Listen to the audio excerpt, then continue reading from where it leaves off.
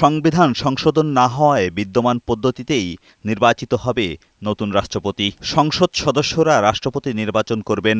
সদস্যরা দলীয় প্রার্থীর বিরুদ্ধে ভোট দিলে বাতিল হবে সদস্যপদ। এজন্য কৌশলগত নানা দিক থেকেই রাজনৈতিক অঙ্গনে বেশ গুরুত্বপূর্ণ বিষয়টি। তবে সংসদে দলীয় সংখ্যাগরিষ্ঠতার কারণে এবার রাষ্ট্রপতি নির্বাচনে বিএনপি রাজনৈতিকভাবে এগিয়ে রয়েছে।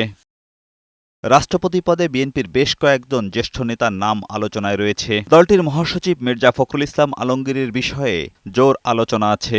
এছাড়া স্থায়ী কমিটির সদস্য ড খন্দকার মোশাররফ হোসেন, ড মঈন খান, নজরুল ইসলাম খান, সেলিমা রহমানের নামও বিভিন্ন মহলে আলোচনায় রয়েছে।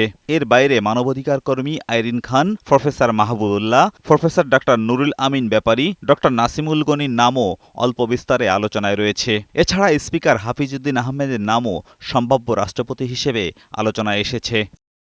বিএনপি স্থায়ী কমিটির সদস্য নজরুল ইসলাম খান বলেন, রাষ্ট্রপতি নির্বাচন সংবিধান অনুযায়ী যা হওয়ার তাই হবে। মর্যাদাবান মানুষ দলেও আছে, দলের বাইরেও আছে। তবে জেনারেলি তো এত রাজনৈতিক বিশ্বাসের ব্যাপারটা গুরুত্বপূর্ণ। এটা তো একটা রাজনৈতিক সরকার, তাই না?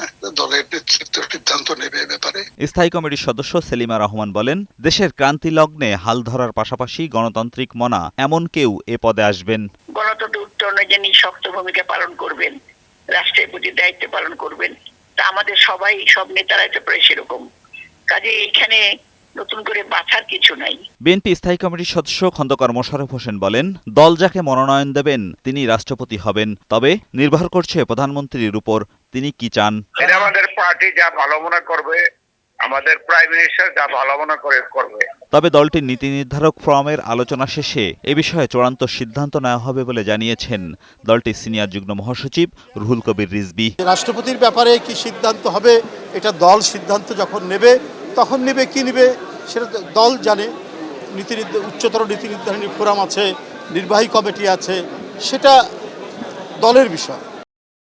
তবে সবকিছু ছাপিয়ে এই পদে অন্তর্বর্তী সরকারের সাবেক প্রধান উপদেষ্টা ড মোহাম্মদ ইউনূস আসলে অবাক হওয়ার কিছু নেই। এজাজুল হক মুকুল, বৈশাখী সংবাদ, ঢাকা।